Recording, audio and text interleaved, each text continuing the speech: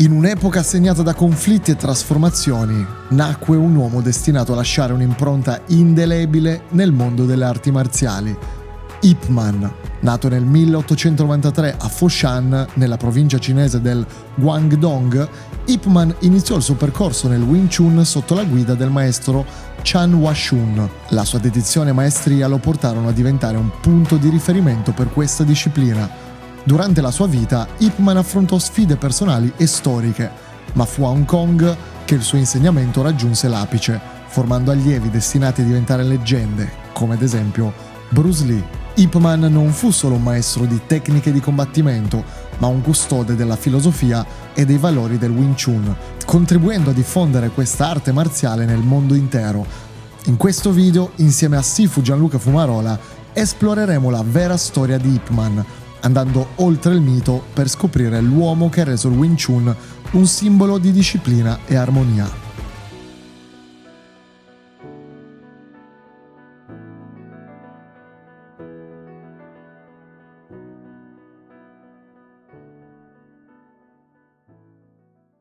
Ah, che bello, cazzo. È da un po' che il reincontro dopo un bel po' di tempo che non ci vediamo. È da tanto che non ci vediamo, sì. Cioè, fai che saranno passati 2 mesetti buoni, adesso passati all'ultimo. Sì, secondo me anche di più.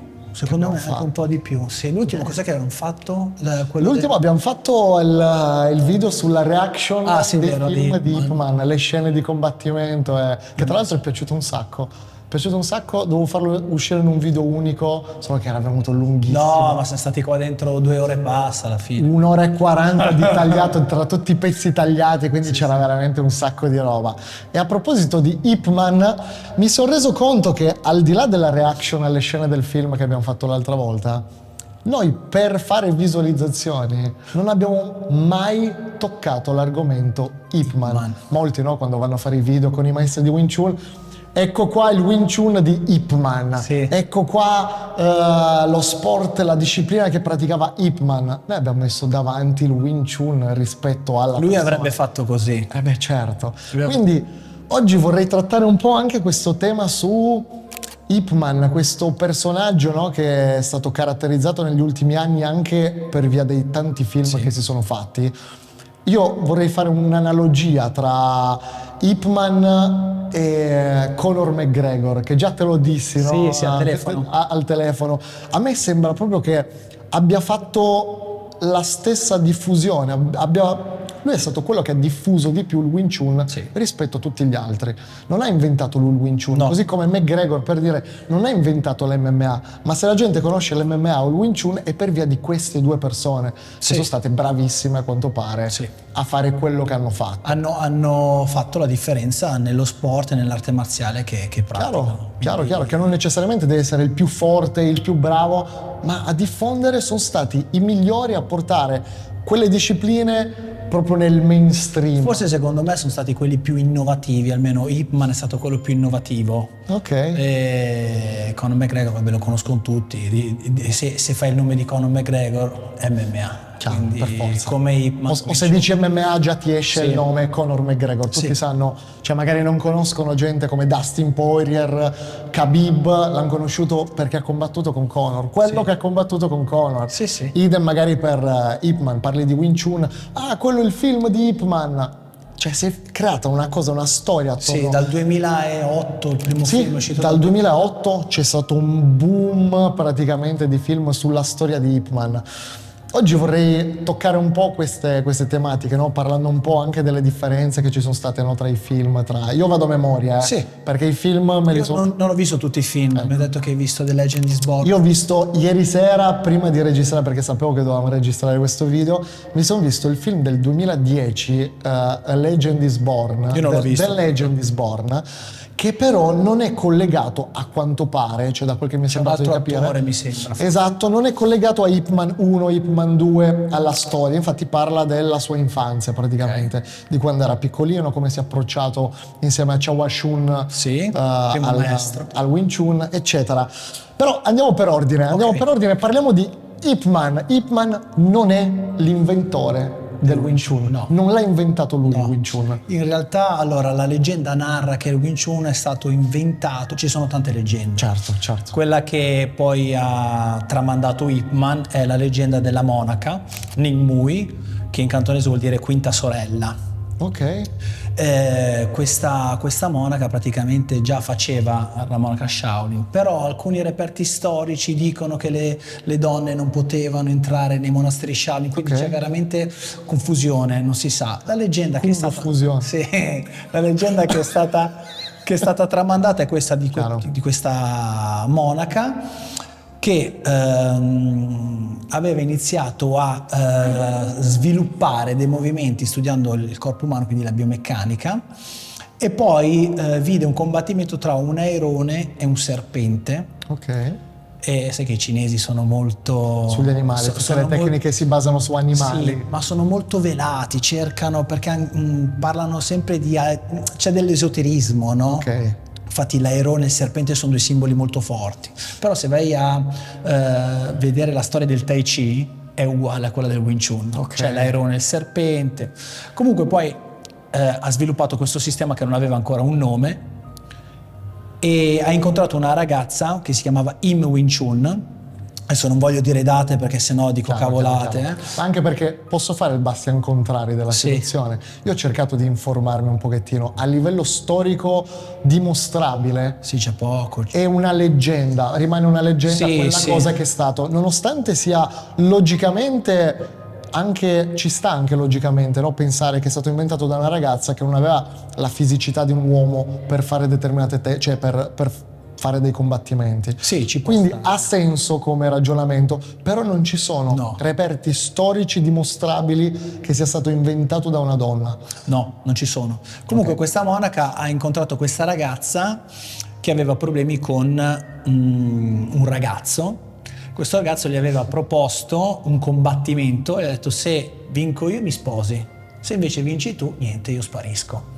E quindi questa monaca ha insegnato le tecniche del Wing Chun a questa ragazza che si chiamava Im Wing Chun. Im Wing Chun. La ragazza ha sconfitto questo uomo qua e quindi gli ha dato il nome della ragazza a queste tecniche Wing Chun. Un'altra leggenda dice che...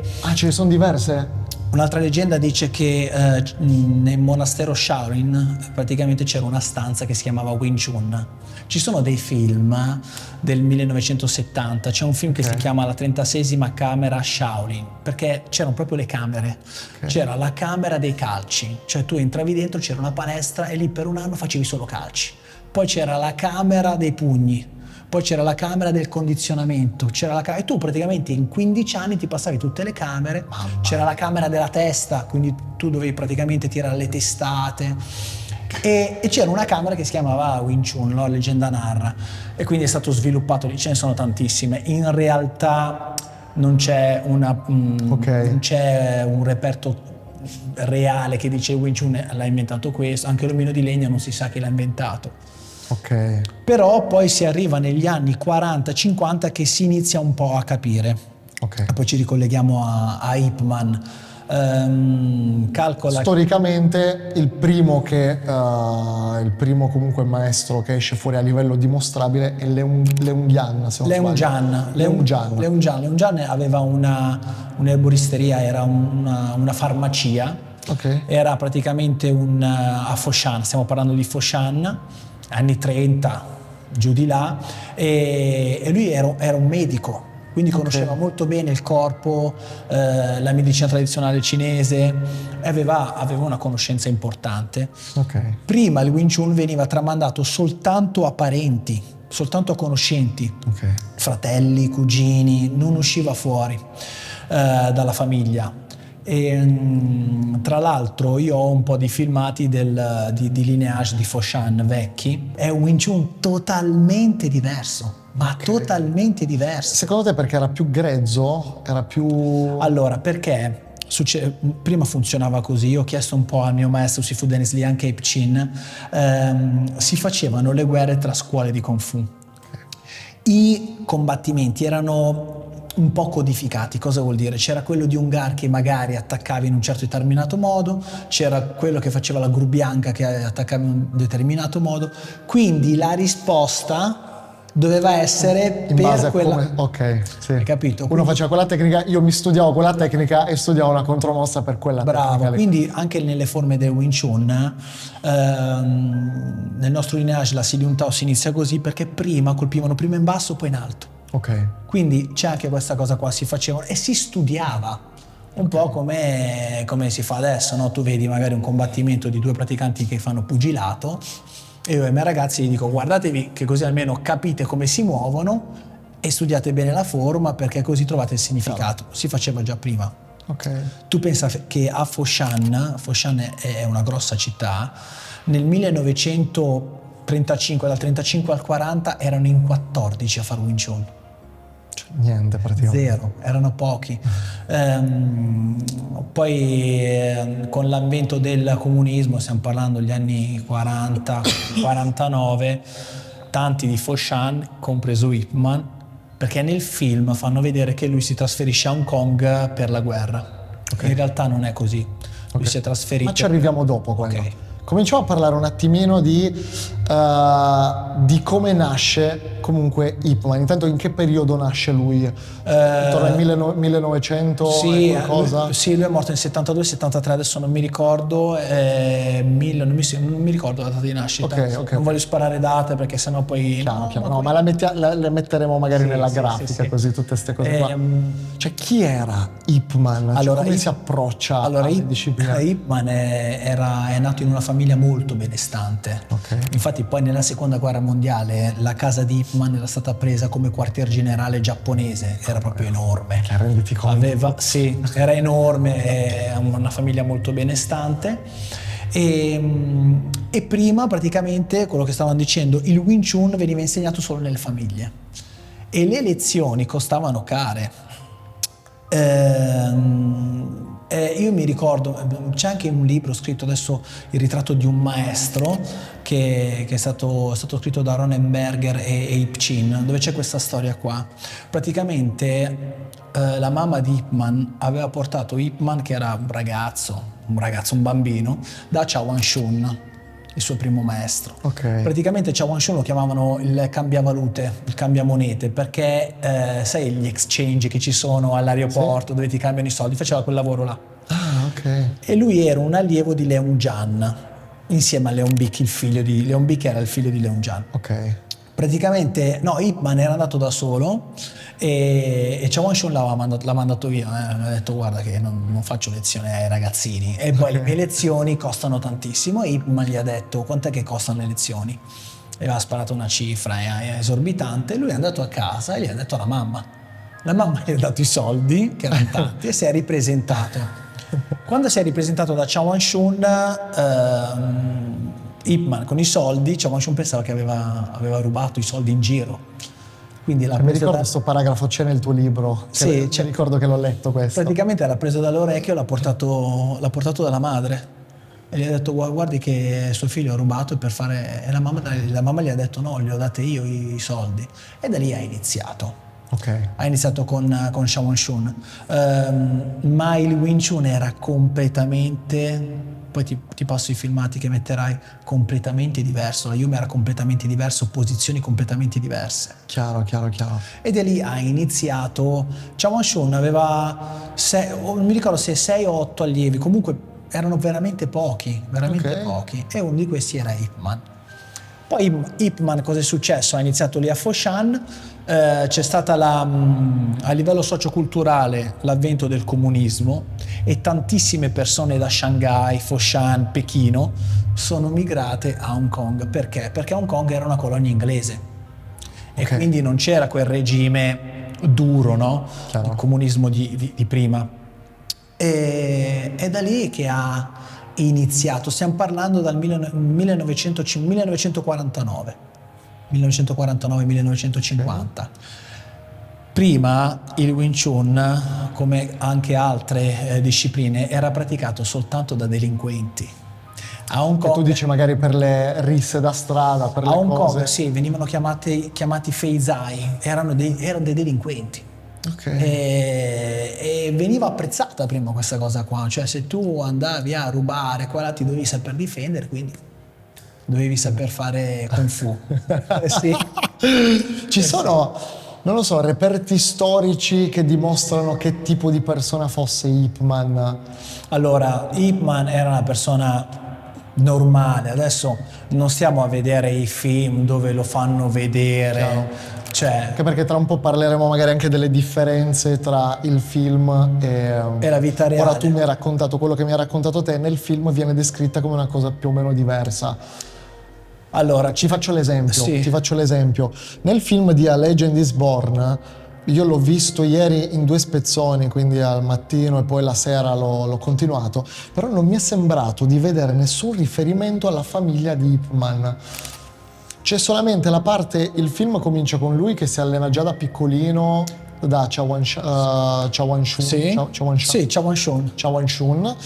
Poi ad un certo punto va ad Hong Kong conosce poi Leung Bik, sì. Con una roba, una maniera tipo lui entra dentro questa erboristeria. Sì, non è successo così. E gli chiede, praticamente succede questo, entra nell'erboristeria durante il periodo del college che viene trasferito là. Tra l'altro quello è Ip Chun. È un Big che viene interpretato da Ip Chun, il vero Ip Chun, sì. Il vero attore è Ip Chun? Sì, è Ip Chun, il figlio di Ip Man. Non la sapevi? No. Sì. Lo fanno vedere, io quel pezzo l'ho visto solo quel quello pezzo. Bassino, no? Sì. Quello bassino un po', ecco, e viene strutturata così la scena del film per farla magari anche un po' cinematografica. Lui entra dentro per prendere delle medicine in seguito a una rissa che ha fatto con un ragazzo al college e il maestro gli dice: ho sentito che fai Wing Chun, fammi vedere il tuo Wing Chun, no? E da lì si sfidano dentro la cosa, dentro il negozio sì. di medicine, quindi è anche una cosa un po' assurda, no? Ti vedi questo vecchietto che ti sfida, come già c'è in mezzo ai vasi. Quella scena l'ho vista, sì, che tira i calci alti. Sì,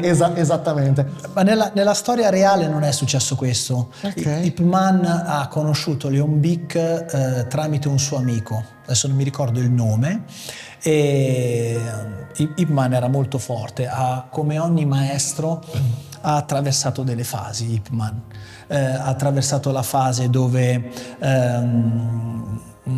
pensava che non funzionava il Wing Chun, ha attraversato la fase dove io sono Ip Man, faccio Wing Chun, sono il più forte al mondo, ha attraversato varie fasi fino ad arrivare alla fase della maturità del maestro. E infatti Ip Man insieme a Lee Man, poi, che è stato il primo segretario della Vinzone Athletic Association nel 1967, erano lui, Lee Man e Ip Chun. Ip Chun era il tesoriere, no, segretario. Lee Man era vicepresidente e Ip Man presidente, comunque erano in 3. Sì.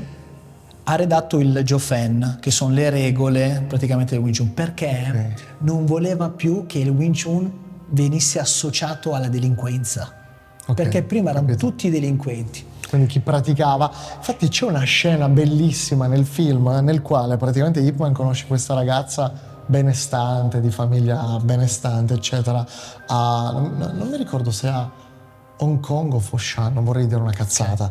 In ogni caso, che la ragazza parla alla sua famiglia di Ip Man, nonostante fosse un ragazzo pacato e tutto il resto, ma per il semplice fatto che praticasse Kung Fu, sì, erano mal veniva visto malissimo. Erano visti male. Malissimo. Tu calcola che a Hong Kong c'è un quartiere di Kowloon che è stato completamente raso al suolo. C'è una foto aerea che fa impressione, praticamente era tipo le favelas, non entrava neanche la polizia dentro, e lì c'erano dei ghetti che insegnavano il Kung Fu, ma era un postaccio proprio, cioè se entravi dentro non ti sapevi difendere eri morto. C'avevi una pistola. Sì, stiamo parlando del 1950. Comunque, mamma mia. Quell'incontro tra Ip Man e Leon Bik è avvenuto tramite un amico di Ip Man. Questo amico sapeva che Ip Man era molto forte e gli ha detto: guarda, so che c'è una persona che fa Wing Chun, gli ho parlato di te così, che fai Wing Chun e ti vorrebbe conoscere. E l'ha portato a casa di Leon Bik, però Ip Man l'ha portato a casa sua. Sì, Ip Man non lo sapeva che era Leon Bik. Allora, si sono presi un tè così e Leon Bik gli ha detto: io so che tu fai Wing Chun, dai, proviamo un po', no? Fammi vedere. Quindi è reale che c'è stata una sfida tra di loro? C'è uno scambio? Uno scambio, sì, c'è stato uno scambio di Chisao. Ip Man stava in piedi perché Leon Bik era il figlio di Leon Jan. Leon Jan veniva chiamato il re del Kung Fu. Cioè era proprio una cosa, perché? Perché conosceva esattamente il corpo umano, aveva una marcia in più. Ok. Ip Man durante questo CISAO è stato praticamente umiliato, non è stato picchiato, è stato umiliato, che peggio. Mamma mia. Ed è scappato via piangendo, si è messo a piangere. L'amico l'ha rincorso, hanno litigato, Ip Man e questo amico qua. A un certo punto l'amico gli ha detto: guarda che quello lì è Leon Bick, per quello tu non sei riuscito. Quando Ip Man ha sentito Leon Bick ha detto: oh, madonna, ma Cioè io ho scambiato con lui. io ho scambiato Come per me scambiare pratica- con Mike Tyson, Sì. che non lo conosco. Bravo, perché è una cosa il del campione. genere, una cosa del genere. Allora da lì ha detto no. E praticamente Leon Bick gli ha detto all'amico, gli ha detto fallo rivenire qui perché nonostante tutto è molto bravo. E da lì ha Comincia iniziato. ad allenarsi. Allora, Chao Wan-Shun, Che è stato il primo maestro. che è stato il primo maestro, aveva un metodo molto grezzo di insegnamento. Ok. Molto grezzo cosa vuol dire? L'altro si muove, raffiche di pugni a catena, perché prima c'era la necessità reale, cioè in mezzo alla strada venivi aggredito veramente. Ok. E poi se eri delinquente che andavi a fare rapine a destra e a sinistra, Dovevi essere pronto, dovevi sempre essere pronto a menare. Quindi praticamente cosa succedeva? C'era un Wing Chun diverso, era funzionale perché comunque poi i colpi li prendevano.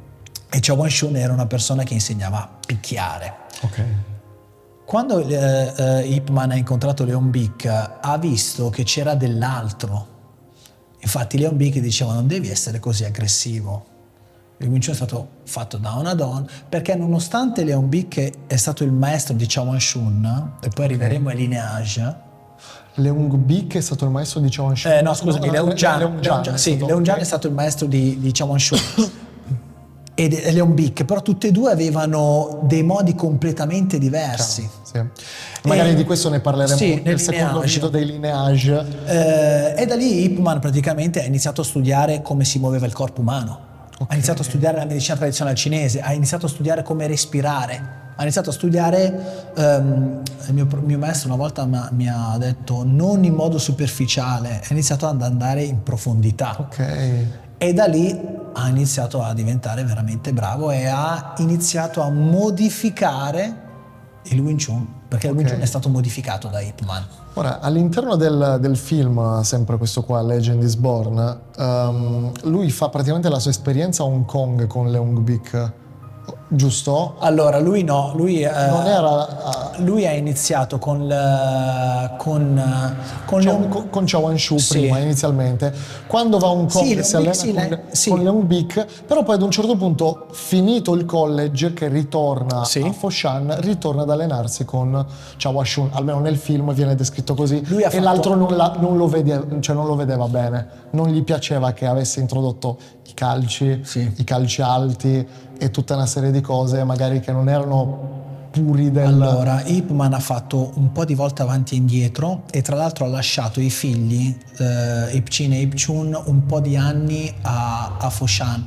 Tra l'altro Ip Chun è stato non arrestato, ma dalla polizia gli avevano dato non lavori forzati, ma dei lavori da fare per il fatto del comunismo e tutto. Quindi quando poi si erano calmate le acque, Ip Man ha fatto arrivare anche Ip Chin e Ip Chun a Hong Kong. Per quella cosa che stavi dicendo te, siccome prima era molto ma molto tradizionale e il maestro era visto, cioè il Sifu prima, era visto come una persona veramente ancestrale, no? Cioè quello che diceva il Sifu. Quindi, Lui conosce la verità. sì, era visto così. Quindi modificare un sistema, andare a dire ah ma io tiro i calci alti, se esce fuori dalle mie mani E Wing Chun, sì, leggendaria frase di Sì, Leung Bick. questa è la frase. Se esce da queste mani è Wing Chun. Cioè era una roba, era blasfemia, cioè era una roba e quindi Una rivoluzione, sì, tra virgolette. veniva vista come una cosa che in realtà, cioè se uno ha delle abilità perché non le deve sfruttare. Non si può dire che dopo Leung Bick Ip Man abbia preso, sia diventato quello che poi Sì. è diventato nella vita. Perché gli ha aperto ancora di più la mente. Prima andavi dal maestro e dicevi ma io ho fatto, che ne so, a botte fuori, no? E Ha funzionato quel colpo. ha funzionato quel colpo, non mi è funzionato il Tansa, cioè il maestro ti dice a te non funziona perché non capisci niente. Invece Ip Man era una persona con cui si poteva, molto tradizionale, però ci potevi parlare. Chiaro. E quindi da lì ha iniziato a rivoluzionare un po' anche le forme, il modo di allenamento. Ad un certo punto Ip Man si fa tutte le sue esperienze, diventa maestro, non mi ricordo, anche qua non mi ricordo a livello di tutti i film che ho visto cosa... Ip Man si è cosa spostato diceva. molte volte con Molte la volte palestra. comunque, non è sempre stato a Fosciano. No, a Hong Kong ha avuto un po' di palestre. Lui ha iniziato a insegnare in un circolo di ristorazione attraverso un suo amico. Poi si è spostato in un'altra palestra, poi si è spostato in una terrazza, poi si è spostato in una palestra dietro a un negozio che vendevano oppio. Ok. Quindi ha avuto... una vita gypsy. Sì, si è spostato parecchie volte. Ecco, però per arrivare ad un certo punto nella sua carriera arriva ad avere un allievo molto famoso che diventa poi molto famoso. Questo allievo è Bruce Lee. Sì. Ok? Ecco, a me interessava toccare anche questa parte, nonostante non riguardi praticamente nel complesso la vita di Ip Man, però comunque fa parte della sua vita. Ha comunque allenato una persona che è diventata poi una leggenda nel Jeet Kune Do, nella sua disciplina. Ha fatto conoscere le arti marziali. Esattamente, ancora di più rispetto magari a quello che ha fatto Ip Man, perché ha preso tutto il mondo, non solo la Cina, ma perché tutto è riuscito a entrare in un circuito cinematografico, il circuito cinematografico che allora era una rivoluzione, perché vedevano questo uomo, questo ragazzo che tirava dei calci volanti, hanno detto dobbiamo farlo vedere, quindi grazie a Bruce Lee ci hai conosciuto il Wing Chun e tu. Chiaro. Ecco, però lì a livello storico cosa si sa di come si sono incrociati Bruce Lee e Ip Man? Cioè lui si è presentato lì a una lezione così a caso o non ci sono? Allora no, Bruce Lee nasce da una famiglia di artisti. La madre mi sembra che era ballerina, non mi ricordo, comunque era già una famiglia di artisti. Calcola che come per noi adesso è il calcio, e lì era il Kung Fu. Quindi praticamente sport nazionale, come magari la Muay Thai per la Thailandia. Ip Man era diventato famoso come maestro, e non voglio dire una cavolata se la mamma di Bruce Lee o il padre, forse il padre di Bruce Lee l'aveva portato da Ip Man.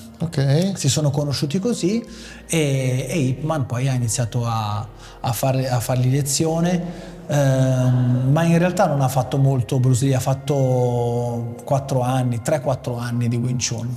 Però era molto molto sveglio Bruce Lee. Infatti nel film viene menzionata questa cosa. Era molto sveglio Bruce Lee. Che dicono già si capiva da piccolino che fosse portato rispetto... Così come la stessa cosa di Ip Man viene fatto mi sembra, non vorrei dire una cazzata, se Leung Jan prima di morire dice Chawan Shun, fai occhio a Ip Man perché è veramente bravo, seguilo bene. Questa cosa qui è vera, Quindi era già un prodigio da piccolino. Leung Jan si era accorto che c'era, no, Leon Bick gli ha detto a Chawan Shun, gli ha detto, non mi ricordo, comunque è vera questa. Nel film praticamente il maestro di Chawan Shun, nel film praticamente viene detto che il film comincia con la morte del maestro di Chawan Shun, quindi suppongo sia Leung Jan, esatto, che è stato sia il maestro di Leon Bick che di Chawan Shun. Sì, è vera. Che dice tieni d'occhio, poi magari è stato fatto per il film, per la cosa. No, è vera, perché Ip Man praticamente... Però è già questo prodigio da piccolino, secondo te? Sì, perché Ip Man, questo l'ha detto anche il figlio Ip Chin, era riuscito ad allenarsi e a superare i suoi Sing. Cosa vuol dire? C'era già della gente che faceva Wing Chun, quando Ip Man è entrato c'era già della gente avanti, degli allievi molto avanzati. Nel giro di 2 anni, quando faceva Chisao, quelli là non avevano difficoltà con Ip Man e se ne erano accorti, quindi questa cosa qui è vera. E gli hanno detto Chawan Shun, tieni d'occhio Ip Man e fallo crescere. Quindi poi, già da piccolino si capiva che che fosse portato per quello che sta facendo. Ip Man era estremamente innamorato di Chawan Shun. Pensa che quando Chawan Shun è morto e poi ha conosciuto Leon Bick con quella cosa lì in casa che l'ha umiliato, Ip Man ha sempre detto di avere soltanto un maestro. Ah, addirittura? Sì, Ip Man, il suo maestro era Chawan Shun. Ah, nonostante fosse stato l'altro che gli ha aperto di più la testa. Perché? Cioè la mente. Perché chi ti inizia, è un po' come un percorso esoterico, chi ti inizia diventa tuo papà per sempre. Diventa veramente tuo papà, poi è morto e chi è subentrato dopo, Leon Bick. Quindi gli è rimasta quella figura magari paterna, tra virgolette, paterna artistica. Ecco, ora vorrei fare anche un po' qualche domanda un po' legata a quello che è la vita di Ip Man, cioè quello che è diventato poi in futuro. Cioè, perché è diventato lui, cazzo, l'emblema calcola che Ip cos'è che aveva di diverso rispetto a tutti gli altri? Perché non è diventato, per dire, che ne so, Chawan Shun, il film e tutto il resto non sono stati fatti per Chawan Shun o per Leon Bick, ma proprio Ip Man. Allora, Ip Man, calcola che quello che aveva di diverso è che aveva una famiglia che gli permetteva di allenarsi dalla mattina alla sera. Ecco, hai toccato un punto che non ci avevo pensato. Si allenava tanto. Avere una situazione economica che ti permette comunque di pensare a svegliarti al mattino e praticare arti marziali tranquillamente. Ip Man si svegliava quando voleva. Sì. Si svegliava quando voleva. Sifu Dennis Lim ha detto che ad agosto Ip Man, siccome lì a Hong Kong fa caldissimo, io sono stato un anno lì ad agosto, stava tutta la notte ad allenarsi con l'uomo di legno, fuori senza magliettina, ad allenarsi con l'uomo di legno. Cioè, non Hong Kong, scusa, Foshan. Sì. E quindi cos'è che aveva? Qual è la cosa che gli ha permesso? Si allenava tanto. Vero. E poi non ha mai, ha lavorato nel periodo della guerra perché era costretto, però poi ha detto io sono bravo a fare Wing Chun, lo insegno il Wing Chun. E non era bravo, in realtà, che nel film fanno vedere, lui non era bravo a insegnare all'inizio perché non l'aveva mai fatto. Cioè, una cosa è praticare, una cosa è insegnare. Certo. Infatti lui aveva avuto delle difficoltà, si era fatto aiutare da Lehman, si era fatto aiutare da alcuni suoi allievi per l'approccio con l'insegnamento. Chiaro. E quindi secondo me l'arma che aveva lui più degli altri era il fatto di essere benestante, quindi allenarsi più degli altri. Quello è un bel calcio in culo, tra virgolette, dai. Poi ovviamente tutto quello che, senza nulla togliere quello che poi ha raggiunto lui. Allora guarda, si è fatto un culo sicuramente. Ip Man, tra l'altro, nel 1949, quando è arrivato a Hong Kong, l'approccio, perché nel film lo fanno vedere, no, come un maestro saggio, un maestro... Ecco, anche quello mi interessa. Allora, come dicevo prima, ci sono delle fasi. Io per esempio ho 16 anni, no? Chiaro. Ci sono alcuni però Sifu che rimangono intrappolati in quello step. Facciamoci bam, facciamo pam, mi tocchi, quindi dei bambinoni. Ok, quindi non va bene. Ip Man perché ci sono delle fasi psicologiche, no, che tutti affrontano. Le fasi del maestro sono fasi standardizzate in realtà. Quindi ha avuto una fase dove in realtà Ip Man incentivava gli allievi, gli diceva agli allievi: voi non dovete aver paura di fare a botte. E tra l'altro è capitato più di una volta che Ip Man prendeva gli allievi dalla palestra che avevano paura, andava fuori e li faceva combattere con degli sconosciuti. Mamma mia, che ai giorni nostri verrebbe vista come ma prima una figura di ma cosa sta facendo questo eretico, questo pazzo. Prima il contesto dove si sviluppava era diverso, chiaro, il periodo storico era tutta un'altra, cazzo, c'era la guerra, sì, erano tutti, è finita la guerra, erano tutti delinquenti, chi faceva arti marziali era proprio delinquenti. Come una volta, no, che si faceva il tatuaggio erano tutti galeotti, adesso c'erano tutti, quindi in realtà era così. E ha avuto questa fase e l'insegnamento ad alcuni allievi arrivava fino a un tot, poi l'allievo doveva provare realmente fuori cosa vuol dire e lui poi continuava con l'insegnamento. Cioè c'erano anche queste cose qua. Poi ovviamente ha avuto la sua fase, l'ultima fase, dove ha detto no, cavolo, il Wing Chun è una roba preziosa. Perché si diventa più saggi. Certo, e quindi gli ha fatto arredare praticamente il Joe Fan insieme a Lehman e ha detto no, non deve essere più ricollegato alla delinquenza. Però ha avuto delle fasi, poi calcola che stiamo parlando dal 1940 al 1960, c'era l'uso di oppio, si sono fatte, cioè, Pippava Ipman. eh sì, ma perché era una cosa, cioè in alcuni ci sono dichiarazioni o allora comunque ci sono testimonianze. allora in realtà ci sono alcuni allievi che dicono che Ipman faceva uso di oppio e di eroina, però non sono comprovate. C'è una storia anche che dice che Ipman faceva uso di eroina, si era chiuso in una stanza con un sacco e durante le fasi di astinenza picchiava sto sacco. Però sì, però leggende metropolitane, anche là voci di non si sa, non si sa questa cosa qua. Però era un uomo come tutti, con i suoi errori, con i suoi sbagli, ed era molto molto intelligente. E un'altra arma che aveva Ipman era quello di mettersi alla prova. Non si sedeva, no? Era uno che si metteva alla prova, cioè io sono Ipman, faccio Wing Chun, cosa fai? Un gar, fai Choly Fat, fai, proviamo. Chiaro. Quindi anche quello. Quindi secondo me ha avuto due armi importanti, una a livello economico, l'altra l'apertura mentale. Chiaro che quello vuol dire molto. Perché poi Per essere poi conosciuto nell'ambiente, devi sì, essere perché poi un rivoluzionario delle cose. È riuscito attraverso un suo amico, adesso non mi ricordo come si chiama, che è stato, tu pensa, perché Ipman quando ha iniziato a insegnare non aveva l'omino di legno, perché ce l'aveva a Foshan, si piantava, lui abitava al piano terra e ce l'aveva piantato. Quando è andato a Hong Kong, che era al quarto piano, non poteva allenarsi.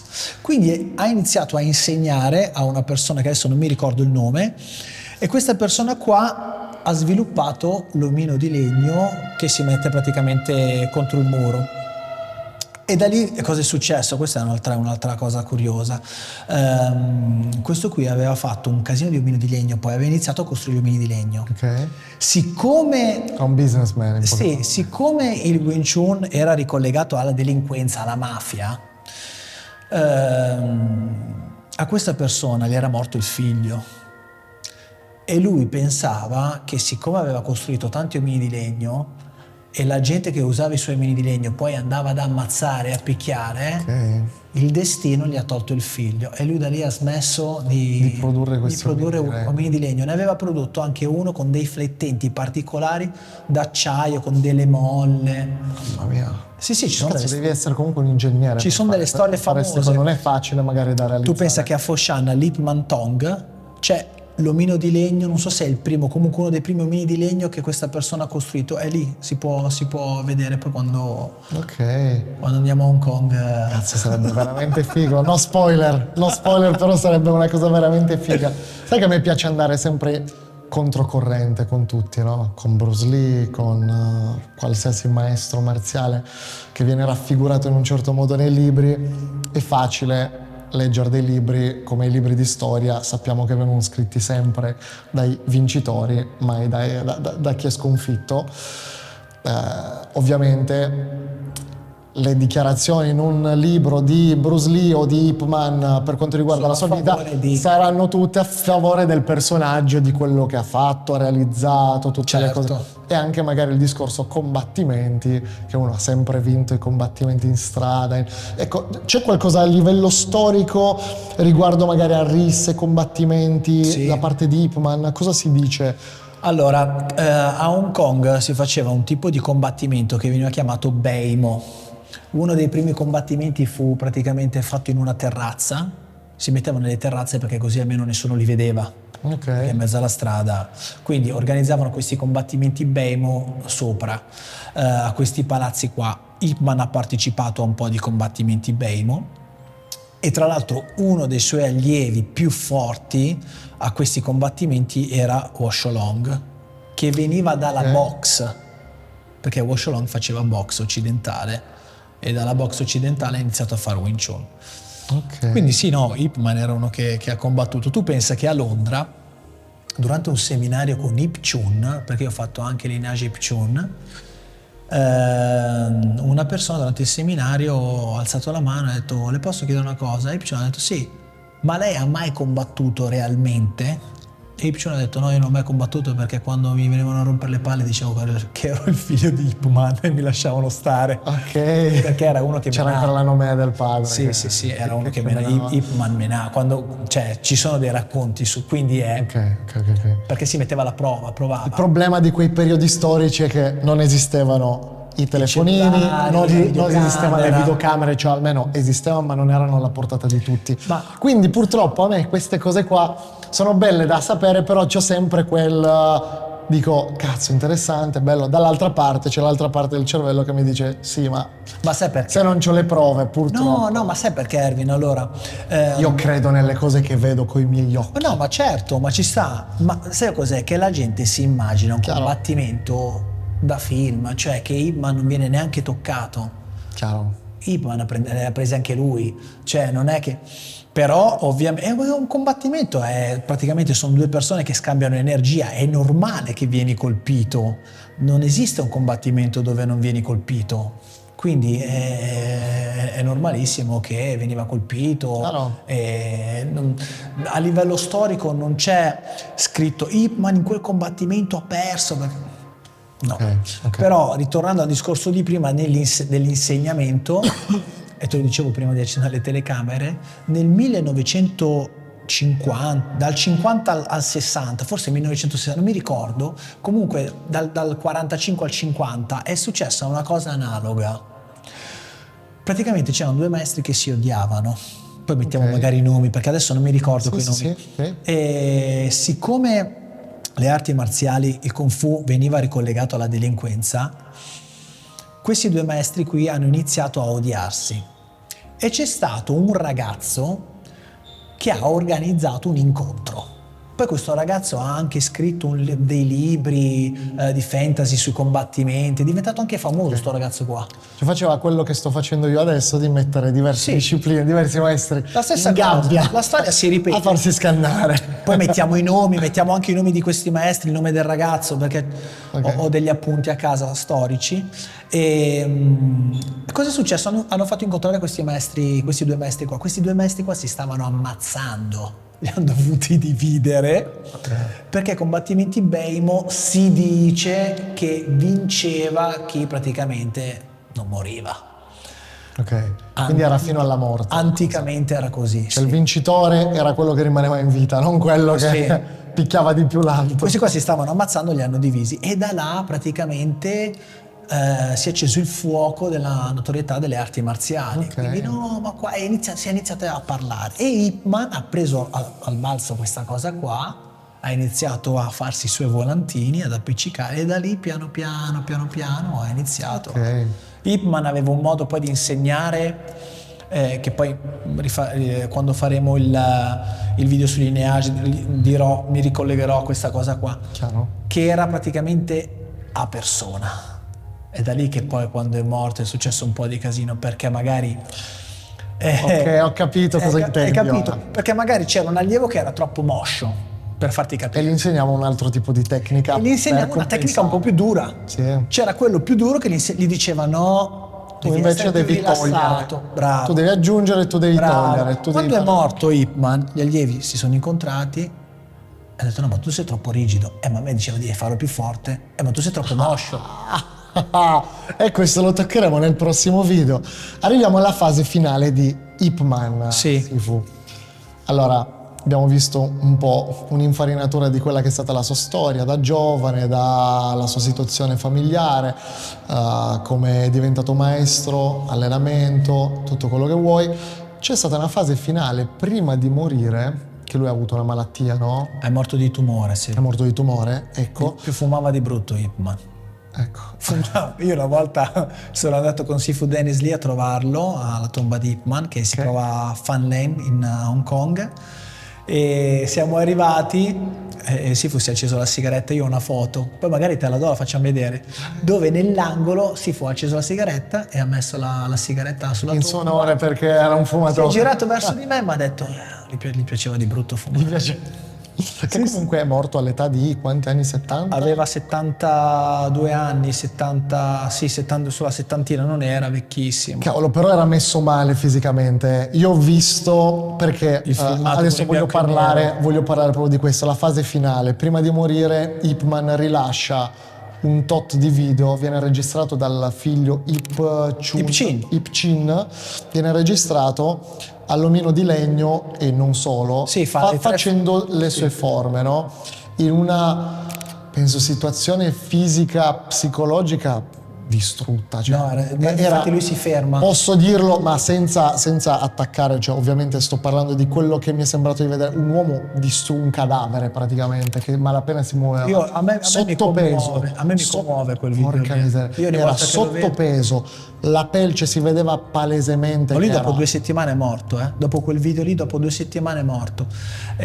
No, io ogni tanto vado a vederlo quel video lì, perché anche per esempio Ip Chin ha cambiato alcune cose della forma, alcune chiusure, ha cambiato un po', poi va bene, parleremo dei lineage. Quel video lì lui l'ha registrato per lasciare un qualcosa di tangibile, e soprattutto all'uomo di legno si vede che fa le sezioni, poi si ferma, a un certo punto si notava gira proprio, e si vede anche nella clip che qualcuno sta per intervenire e dargli una mano, e lui fa e lui fa no, cioè proprio si vede che sì, ma c'è una parte dove si ferma, si gira e poi si interrompe. Chiaro. Perché ha detto che anche lì molti prendono per, tra virgolette, ne abbiamo parlato nel video precedente, per veritiero, cioè come verità assoluta il come fa quella tecnica, ma bisogna applicarlo al concetto, cioè del periodo storico. Allora noi abbiamo, cioè la sua fase finale, le sue leve, come si muove il suo corpo, non era più quello di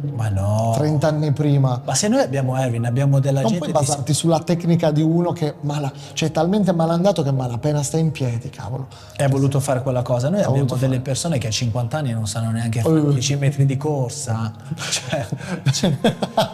Però vedi, era sottopeso ma non aveva la panza, come la maggior parte dei praticanti di Wing Chun. Guarda che Ip Man era pieno di metastasi tumorali, metastasi tumorali, perché ha fatto una vita. A livello estetico sembrava oltre, cioè tu mi hai detto adesso 72, 70, ma anche fosse, ho visto gente di 90 anni che era messa meglio. Sì. Abbiamo avuto una vita, poi gli è morta la moglie di tumore, cioè ti muore la moglie, è una batosta a livello emotivo, ci metti l'oppio, gli metti l'eroina, cioè Ip Man è stato... Chiaro. Cioè arrivare a quel punto a 2 settimane prima della morte e dire guardate, facciamo un video per lasciare qualcosa, era estremamente innamorato del Wing Chun. Chiaro. Però il Wing Chun gli ha dato tanto, però poi alla fine gli ha anche tolto, perché io con quel filmato lì ogni tanto vado a vederlo per come... Mi è capitato di rivederlo di recente. Per come fa le forme. Poi ovviamente la gente no, perché quella tecnica si faceva. Esatto, si è creata questa cosa, e oltre a quello si è creata anche un'altra cosa, in conclusione adesso. Aveva 2 figli, Ip Man, giusto? Sì. 2 ne aveva in tutto? Aveva 2 figli, Ip Man, sì, aveva... Poi ha tramandato il suo Wing Chun. Allora, la storia, perché Ip Man poi si dice che ha avuto una tresca con un'altra donna, anche là. Il fascino del fighter di Wing Chun. Non voglio... che ti faceva... Non voglio dire cose perché non ho la certezza. Poi ecco, una cosa che ci tengo a dire è che io non ho la palla della verità. No, chiaro. Cioè io giusto. mi baso su quello che ho letto, ho sentito, mi ha detto il mio maestro, mi ha detto il figlio di Ip Man. Chiaro. Poi se qualcuno vuole approfondire c'è un libro molto interessante che appunto si chiama Il ritratto di un maestro, che è stato scritto da Ronenberger, che è stato discepolo di Ip Chin. E Ip Chin, dove Ip Chin dice la storia del padre. Però in conclusione i figli quindi quanti ne aveva? Ip Chun e Ip Chin. Ip Chun e Ip Chin, al quale ha tramandato il suo Wing Chun, e da lì comincia il bello. Perché Io ho fatto tutte e 2. Perché si creano 2 fazioni. Io ho fatto il lineage Ip Chun per quasi 8 anni. Ok. Quasi 8 anni. Ma di questo ne parleremo nel prossimo video. Questa è la conclusione. Da qua comincia il bello, ragazzi. Comincia tutto quello, volevo portare l'attenzione a questa fase finale in cui ci sarà nel prossimo video il bello di tutti i casini che si creano dopo la morte di Ip Man, che già c'erano prima, già c'erano diverse cose tra i diversi lineage. Figuriamoci dopo, che era la persona più conosciuta, 2 figli, 2 insegnamenti tra virgolette diversi, 2 filosofie diverse, e da lì in poi ciao, e poi arriva in Italia e ciao proprio. Quindi ci vediamo al prossimo video. Ossa!